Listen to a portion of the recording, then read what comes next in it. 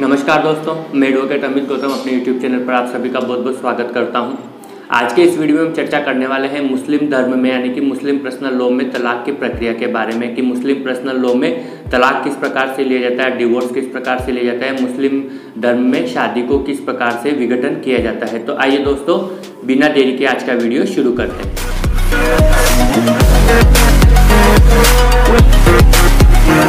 दोस्तों, तलाक की प्रक्रिया को जानने से पहले आपको इन दो शब्दों के बारे में जानना आवश्यक है। पहला आता है तुहर और दूसरा आता है इद्दत।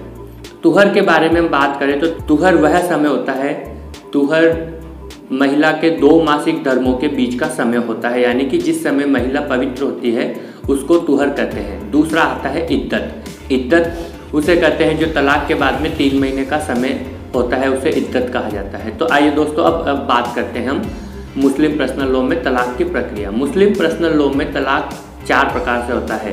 पहला होता है पति अपनी पत्नी से कहे कि मैं तुमसे तलाक चाहता हूँ। दूसरा, पत्नी अपने पति से कहे कि मैं तुमसे तलाक चाहती हूँ। तीसरा आता है पति और पत्नी के आपसी सहमति से। चौथा आता है न्यायिक प्रक्रिया के द्वारा यानी कि जुडिशियल प्रोसेस के द्वारा, जिस पर मैं पहले ही वीडियो बना चुका हूँ। यदि आप वह देखना चाहते हैं तो ऊपर आई बटन पर क्लिक कर करके आप जान सकते हैं। मुस्लिम पर्सनल लॉ में तलाक 4 प्रकार के होते हैं, जिसमें आता है पहला तलाक उल सुन्नत। तलाक उल सुन्नत और दूसरा आता है तलाक उल बिद्दत। तलाक उल सुन्नत भी 2 प्रकार का होता है। तलाक उल सुन्नत होता है 2 प्रकार का। पहला होता है तलाक ए अहसन, दूसरा होता है तलाक ए हसन।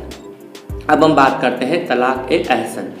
तलाक ए अहसन में पति के द्वारा अपनी पत्नी को एक ही बार में तलाक का उच्चारण किया जाता है और 3 महीने तक का इंतजार किया जाता है। जो तलाक का उच्चारण किया जाता है वह पत्नी के तुहर के समय में किया जाता है, यानी कि पत्नी जब पवित्र होती है उस समय में, यानी कि 2 मासिक धर्मों के बीच में ही पति के द्वारा तलाक का उच्चारण किया जाता है। यहाँ पर ध्यान देने वाली बात है दोस्तों कि यदि पति और पत्नी के बीच में विवाहोत्तर संभोग नहीं हुआ, यानी कि शादी के बाद में, निकाह के बाद में उनके बीच में सेक्सुअल रिलेशन नहीं बने हो, फिजिकल रिलेशन नहीं बने हो, तो ऐसी परिस्थिति में तलाक का उच्चारण तुहर के समय पे करना आवश्यक नहीं होता है। दूसरी बात ध्यान देने वाली बात है दोस्तों कि यदि पत्नी ने ऐसी उम्र प्राप्त कर ली हो जिसमें उसका मासिक धर्म आना संभव नहीं हो, तो ऐसी परिस्थिति में भी तुहर के समय पे तलाक का उच्चारण करना आवश्यक नहीं होता है। और जैसे ही तलाक का उच्चारण होता है और फिर 3 मासिक धर्मों तक यानी कि 3 महीने तक इंतजार किया जाता है, और उन 3 महीनों के दौरान में यदि पत्नी अपनी पत्नी से फिजिकल रिलेशन बना लेता है, सेक्सुअल रिलेशन बना लेता है या संभोग कर लेता है, तो ऐसी परिस्थिति में वह तलाक वैलिड नहीं होता है। और यदि वो 3 महीने बिना फिजिकल रिलेशन बनाए उन्होंने निकाल दिया हो, पत्नी ने इद्दत की अवधि पूरी कर ली हो, तो ऐसी स्थिति में तलाक प्रभाव में आ जाता है, तलाक वैलिड हो जाता है। अब हम बात करते हैं तलाक ए हसन। तलाक ए हसन भी तलाक ए हसन की तरह ही है, बस इसमें फ़र्क इतना है कि तलाक ए हसन में पति के द्वारा पत्नी को हर महीने तलाक तलाक तलाक तुहर की अवधि में उच्चारण करना होता है, यानी कि हर महीने तुहर के समय पे तलाक का उच्चारण किया जाना है। यानी कि पहले महीने में पति के द्वारा तलाक बोला जाएगा तुहर के समय पे, फिर दूसरे महीने में तलाक तुहर के समय पे कहा जाएगा, फिर तीसरे महीने में तलाक तुहर के समय पे ही बोला जाएगा। तो ऐसी जैसे ही 3 महीने में तलाक बोला जाता है, तलाक प्रभाव में आ जाता है, यानी कि तलाक वैलिड हो जाता है। और यदि इन 3 महीनों के दौरान पति और पत्नी के बीच में सेक्सुअल रिलेशन बन जाते हैं, तो ऐसी परिस्थिति में तलाक वैलिड नहीं होता है, उसको वापस शुरू से ही प्रारंभ करना होता है, यानी कि उसको वापस पहले महीने से तलाक बोलना होता है और वही 3 महीने तक तलाक कहना होता है, जो कि तुहर के समय पे कहा जाता है। अब हम बात करते हैं तलाक उल बिद्दत। तलाक उल बिद्दत को हम ट्रिपल तलाक भी कहते हैं, जिसे ऑनरेबल सुप्रीम कोर्ट ने Shayara Bano versus union of India के केस में अनकॉन्स्टिट्यूशनल डिक्लेयर कर दिया, यानी कि असंवैधानिक करार दे दिया है। ट्रिपल तलाक में होता क्या था कि एक ही बार में पति के द्वारा अपनी पत्नी को तलाक तलाक तलाक का उच्चारण करके तलाक दे दिया जाता था, और उस तलाक के बाद में 3 महीने तक का समय निकालना होता था, यानी कि 3 महीने की इद्दत की अवधि निकालनी होती थी। तो इसको ऑनरेबल सुप्रीम कोर्ट ने अनकॉन्स्टिट्यूशनल डिक्लेयर कर दिया है।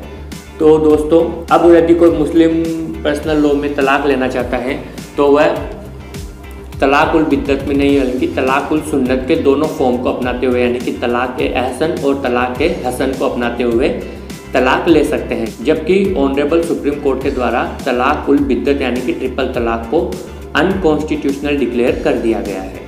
और यदि फिर भी पति के द्वारा अपनी पत्नी को ट्रिपल तलाक यानी कि तलाक उल बिद्दत दिया जाता है तो इंडियन पार्लियामेंट ने इसके ऊपर कानून बना रखा है, वो देता है तो वह पनिशेबल ऑफेंस होगा। अब हम बात करते हैं पति और पत्नी की आपसी सहमति के द्वारा तलाक। इसमें आता है पहला खुलानामा। खुलानामा में पत्नी अपने पति के सामने प्रस्ताव रखती है और उस प्रस्ताव के साथ में कुछ गिफ्ट, कुछ उपहार रखती है और उस प्रस्ताव को यदि पति के द्वारा स्वीकार कर लिया जाता है तो तलाक हो जाता है। उस प्रस्ताव में रखा जाता है कि मैं तुमसे तलाक चाहती हूँ और पति के द्वारा यदि उसको स्वीकार कर लिया जाता है और वह जो उपहार, जो गिफ्ट दिया जाता है उस गिफ्ट को स्वीकार कर लिया जाता है तो ऐसी परिस्थिति में तलाक प्रभाव में आ जाता है, तलाक वैलिड हो जाता है। अब दूसरा आता है मुबारत। मुबारत में विवाह के दोनों पक्षकारों को यानी कि पति और पत्नी के द्वारा किसी दूसरे पक्षकार के समक्ष यह प्रस्ताव रखा जाता है कि मैं तुमसे तलाक चाहता हूँ और दूसरे पक्षकार के द्वारा उसके ऊपर सम्मति दे दी जाती है, उसको सहमति दे दी जाती है तो वह तलाक प्रभाव में आ जाता है, तलाक वैलिड हो जाता है। मुबारत में तलाक का जब भी प्रस्ताव रखते हैं तो मुबारत में गिफ्ट यानी कि उपहार यानी कि प्रतिफल स्वरूप कोई राशि रखना आवश्यक नहीं होता है, जबकि खुलानामा में प्रतिफल स्वरूप कोई गिफ्ट, कोई उपहार देना आवश्यक होता है और इनमें भी इद्दत की अवधि 3 महीने की होती है। तो दोस्तों अब बात करते हैं हम चौथा आता है न्यायिक प्रक्रिया के द्वारा तलाक, जिस पर मैं पहले भी वीडियो बना चुका हूँ। यदि आप वो वीडियो देखना चाहते हैं तो मेरे वीडियो बॉक्स में जाकर के आप वो वीडियो देख सकते हैं। दोस्तों उम्मीद करता हूँ कि आज का ये वीडियो आपको पसंद आया होगा। यदि आपको ये वीडियो अच्छा लगा हो तो इसको लाइक करें, शेयर करें और आप मेरे चैनल पर पहली बार आए हैं तो प्लीज़ इसे सब्सक्राइब कर लीजिएगा और साथ ही साथ घंटी जरूर दबा दीजिएगा। तो दोस्तों आपके इस सब्सक्राइब, लाइक और शेयर के बदले मुझे हिम्मत मिलती है। उस हिम्मत के बदले मैं आपको आपके दैनिक जीवन में काम आने वाली कानून संबंधी जानकारी पर ही वीडियो बनाता हूं, जो आपको कानून संबंधी जानकारी मिलती रहेगी।